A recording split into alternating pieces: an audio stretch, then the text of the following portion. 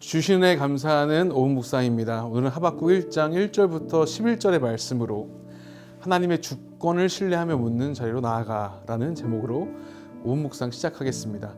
내용 관찰 첫 번째 질문입니다. 하박국 선지자가 직면한 유다의 현실 네 가지는 무엇입니까? 3절에 기반한 질문이죠.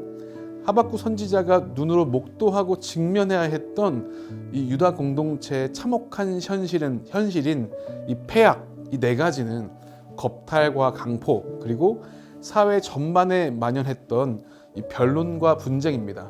이 겁탈이라고 하는 것은 힘 있는 자들이 약한 자들의 것을 빼앗고 짓밟는 현실이죠. 또 강포는 폭력입니다. 그 폭력과 억압이 이 사회 안에 가득했다라는 것이고, 이 변론은 서로를 향한 다툼과 고발이 끊이지 않았다는 겁니다. 이 마지막으로 분쟁은 공동체가 하나 되지 못하고 갈라져 싸우는 현실을 의미하는 것이죠. 내용 관찰 두 번째 질문입니다. 하나님께서는 유다를 향해 어떤 일을 행하기 위해 누구를 일으키십니까? 5절부터 6절에 기반한 질문인데요. 하나님께서는 유다 사회 내부에 가득한 죄악과 그 폭력, 강포를 심판하시기 위해 이 당대 사람들이 생전에 듣고도 도무지 믿지 못할 놀랍고 두려운 일을 행하시고자 그 사납고 성급한 백성인 갈대아 사람, 즉 바벨론을 역사의 전면에 일으키십니다. 하나님은 이 잔인한 군대를 일으켜서 유다를 점령하게 하시죠. 그렇게 하심으로 그들의 죄를 철저하게 징계하시는 심판을 행합니다. 그런데 참으로 이상하죠. 유다의 현실은 암담했지만 이것은 일반적인 사람들이 기대하는 일이 아니었을 겁니다. 이것은 선지자 하박국에게도 충격적인 응답이었겠죠. 그래서 연구와 묵상 질문입니다. 하나님께서는 왜 유다를 벌하기 위해 갈대아 사람을 사용합니까? 세 가지 이유가 있는데요. 첫째입니다. 정확한 공의의 집행입니다. 유다는 이웃을 짓밟는 하마스, 강포를 일삼으며 공의와 정의, 미시파트를 구부러뜨렸습니다. 이에 하나님은 바벨론의 그 무자비한 강포로 말미암아 유다를 응징하시고 스스로 법이 되어 날뛰는 바벨론의 독단적 미시파트 아래 짓밟히게 하십니다.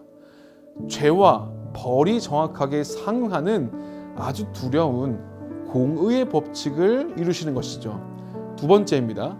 이 열국을 호령하시는 하나님의 주권적 우주적 주권의 선포입니다. 당시 사람들은 이 신의 능력이 이 영토, 이 토지에 국한되고 제한된다고 믿는 얕은 영성에 갇혀 있었습니다.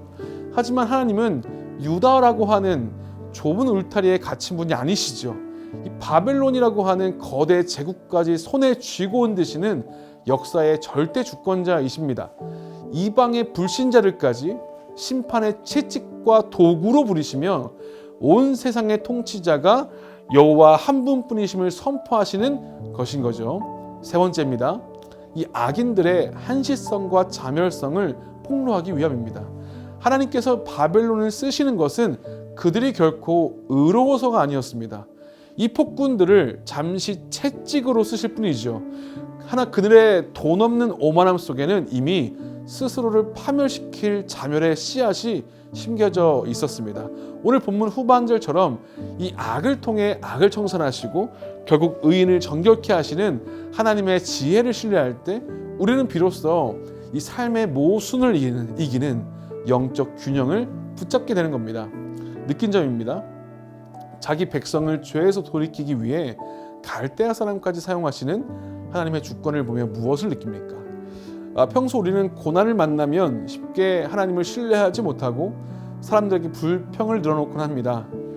하지만 이 선지자가 이 겁탈과 강포, 이 변론과 분쟁 속에 소리 지르던 이 캄캄한 하나님의 그 침묵과 같은 순간에도 하나님은 단 한순간도 쉬지 않고 역사 뒤편에서 일하고 계셨음을 보게 됩니다. 이 잔인한 갈대아 사람까지 심판의 도구로 부리시는 이 하나님의 위대한 열심을 바라보며 하나님은 결코 우리의 짧은 이해나 납득 방식에 갇힌 분이 아니라는 것을 깨닫게 되는 것이죠. 그래서 이제는 우리 자신에게 질문해야 합니다. 하나님, 침묵하시는 것 같을 때에도 여전히 일하고 계심을 믿는가?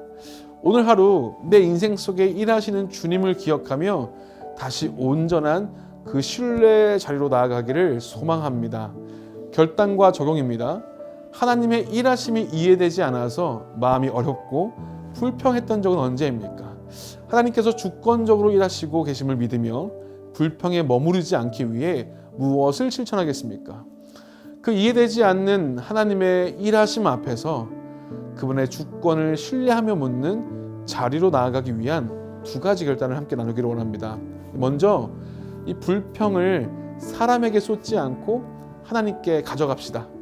이 답답한 현실의 벽 앞에서 이 사람을 찾기보다 먼저 기도의 자리를 지키는 겁니다. 그 불평을 가지고 하나님께 토로하는 것이죠. 둘째, 상황을 원망하기보다 내 삶을 겸손히 돌아보겠습니다. 이 고난을 통해 하나님이 내게 무엇을 깨닫게 하시고 어떤 죄에서 돌이키게 하는지를 묻는 겁니다. 오늘도 이해되지 않는 현실 속에서 하나님의 절대적인 주권을 신뢰하며 기도의 자리, 묻는 자리로 담대히 나아가시기를 소망합니다. 이 시간 함께 합심하여 기도하겠습니다. 주님, 인생의 침묵과 모순 속에서도 하나님의 절대 주권을 신뢰하게 하여 주시옵소서. 주님, 사람을 향한 불평을 멈추고 하나님께 직접 고하는 이 거룩한 묻는 자리를 사수하게 하여 주시옵소서. 주님, 상황을 원망하기 전에 내 삶에 마비된 토라, 이 말씀과 구부러진 미시파트, 정의를 겸손히 돌아보게 하여 주시옵소서. 함께 기도하겠습니다.